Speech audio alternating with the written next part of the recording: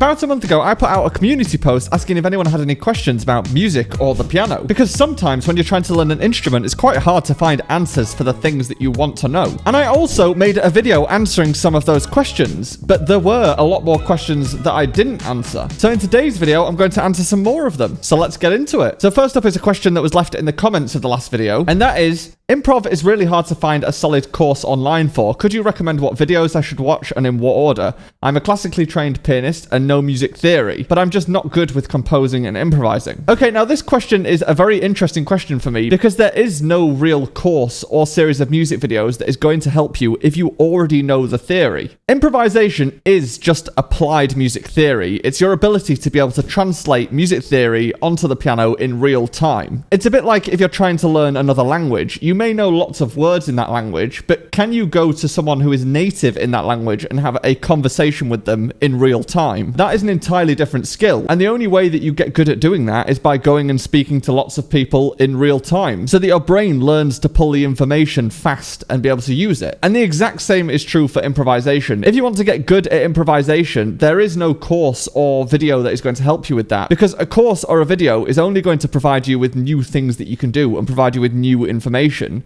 when that's not really the problem. The problem is your ability to use that information instantly. Having said that, if you want some advice as to how to actually practice improvising, then what I would suggest doing is narrowing down what you're actually trying to do on the piano when you're improvising. In theory, you can improvise anything on the piano, and playing anything on the piano isn't going to help you get very good at certain music theory concepts instantly. So I would suggest picking one or two theory concepts that you want to practice improvising around. For example, you might pick one scale that you're going to use to improvise, or you might pick 4 chords that you're going to use to improvise. You could even pick a specific technique to improvise around, like using a pedal note, for example. How many chords can you play that work with that pedal note?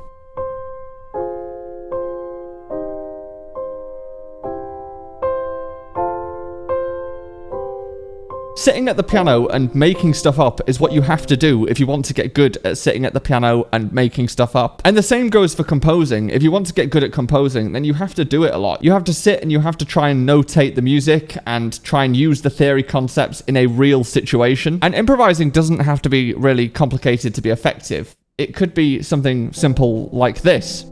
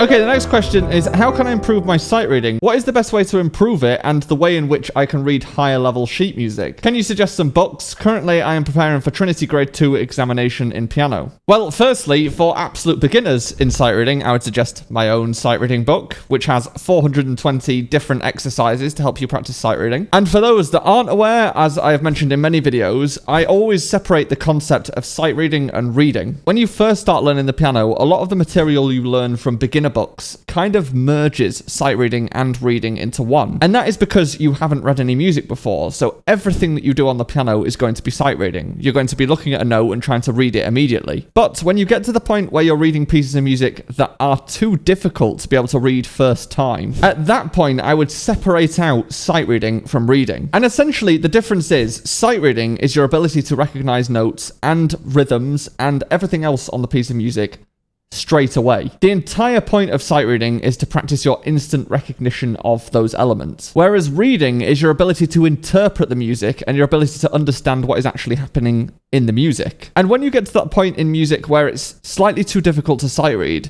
that music also tends to be not difficult enough to really be able to dig into the piece of music and learn it over a longer period of time. So at that point, I would recommend reading some really simple music, which is probably from those beginner books, as sight reading exercises. So you're attempting to play a piece of music you've never seen before and you are only playing it once. And then separately, I would learn some pieces of music that are going to be slightly more challenging to learn. So something that you might learn over a few months. That way you are spending some concentrated time focusing on instantly recognizing features of music, but you are also able to spend some time dissecting the chords, dissecting the key, thinking about how you're going to shape the music, thinking about what the music actually means in a piece of music that you're learning over several months. So in answer to this question, at the very start of learning, I would suggest my beginner sight reading book, because there are 420 exercises specifically for sight reading that take you from the absolute beginning of learning the piano. And because there are so many exercises in the book, you can read one and then never look at it again. You can just move on to the next one. But as your sight reading gets better, you can either use graded sight reading books, so you could use the ABRSM grade 2, grade 3, but you can also just use any piece of music, providing it's not ridiculously challenging. Anytime you are sitting down and trying to play music in time and play the correct notes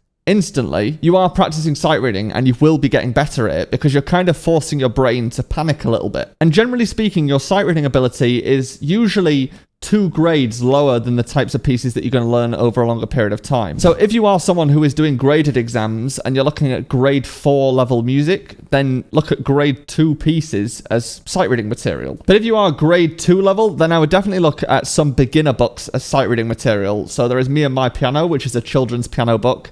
There's also Pam Wedgwood's It's Never Too Late to Learn Piano, which is an adult's beginner book. Any of these books have very simple pieces in them that you can use as sight reading material. Okay, the next question is, I was wondering if one can really get good at the piano when only playing pop songs while studying music. So many of my early piano teachers all were rather against the idea of pop songs, and I was forced to play Fur Elise and Canon in D, which I dread so much. For me, pop songs is always the way to go, but I was scared if there was some limitations to it. Here is a recording of me playing a pop arrangement, Homera, arranged by Animens.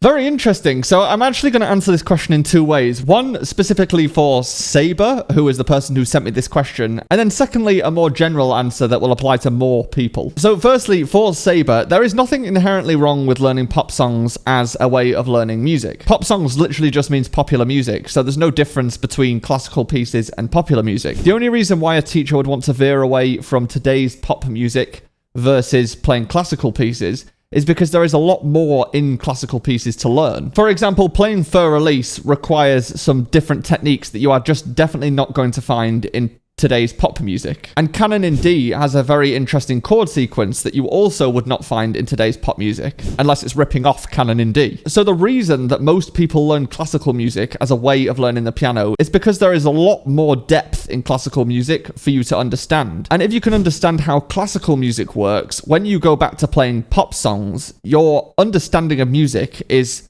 10 times more. However, Saber is playing Animens, and Animens I would not classify as typical pop music. Animens' arrangements are quite complex, and there's a lot of detail in those arrangements. And actually, if you are a pianist who likes playing anime music or film music or that kind of stuff, there is actually a lot of depth to those types of pieces as well. I think the problem only really comes if you are just trying to play 4-chord songs like Ed Sheeran's music or Adele or something like that. you're not really going to be able to get really good at the piano just by playing those types of pop songs. However, I would also say generally, if you are a player who is not that bothered about getting really good at the piano and you want to only be able to play some chords on the piano to be able to do what you want to do with it, maybe you want to be able to sing with your own playing, or maybe you just want to be able to impress your friends with a few songs, then in that case, there's no problem with learning whatever you want to learn on the piano. And some teachers do, unfortunately, default to taking you down the traditional route, and they don't really listen to what you actually want to do with the instrument, which is kind of the most important thing. So if you are someone who wants to get as good as possible on the piano and you want to make sure that you cover all techniques and really understand how music is written, then classical music is probably the best way to do that. But if you are someone who is just not going to play the piano if you have to play classical music, or you have no desire to learn everything there is to know about music and you just want to play a few songs, then you should be able to play whatever you want to play. But learning anime music and arrangements by animens and things like that also has a lot of depth in it, and you can learn a lot from these style of pieces.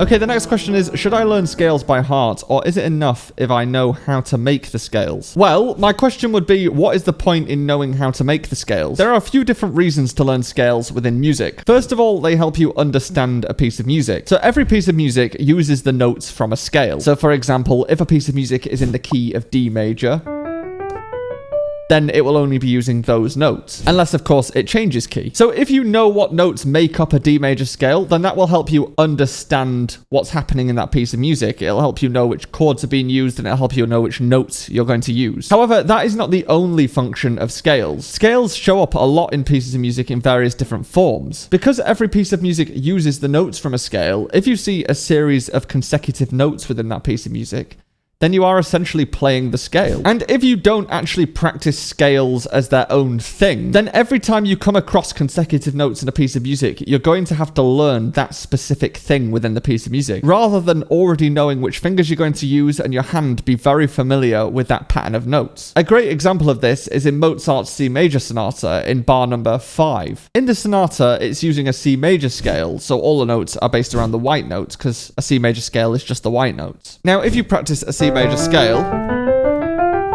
then when it comes to playing this section of music, your hand is already going to be very, very familiar with that pattern, because that is just a scale and it's using the standard fingers from a scale. The second reason to actually physically learn to play scales is that it helps even out all of your notes. So a lot of players will at some point have a problem where they play unevenly, so the rhythm is uneven.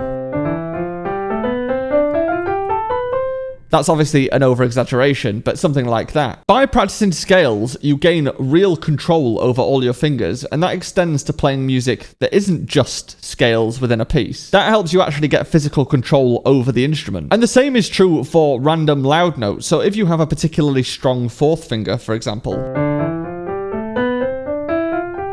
you might hear something like that, where some notes are randomly loud, and once again, practicing scales helps you even out those problems so that you have real control over your fingers. And it means you can do it in a context where you are learning it as part of the scale that you're going to be using within a piece. So for example, if you are playing a piece of music that's in the key of E major, and you are practicing gaining real control over your fingers on an E major scale, then you're going to have much better control over your fingers playing a piece that's in that key. It kind of goes back to the first question that I answered on improvisation. If you want to actually get good at playing the instrument, you have to play the instrument. So while you might be able to look at a key signature and know which scale that is, and while you might be able to understand major scales and minor scales and how to form them, if you never actually play them, then your hands aren't going to be able to do them when you actually need them in a piece of music. Okay, the next question is, what is the best practice strategy for memorizing an intermediate piece? The answer to this, for me, is theory. For intermediate pieces, which are usually slightly longer and there's a bit more going on in the piece, there are 3 different levels to breaking down the piece that I would use.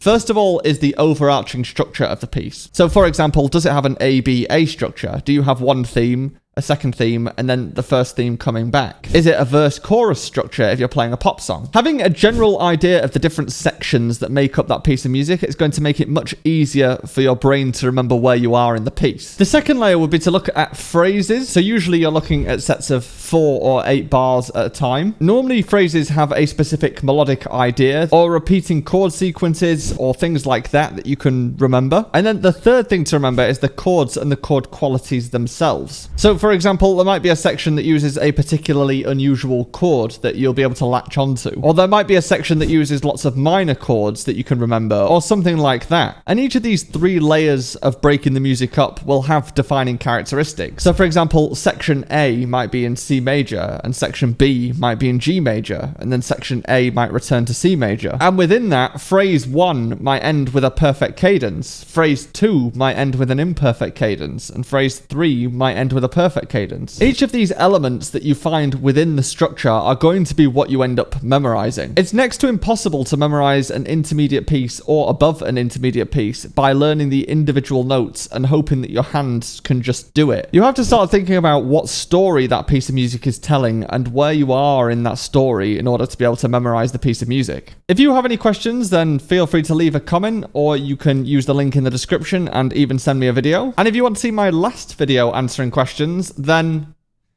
head on through and I will see you there.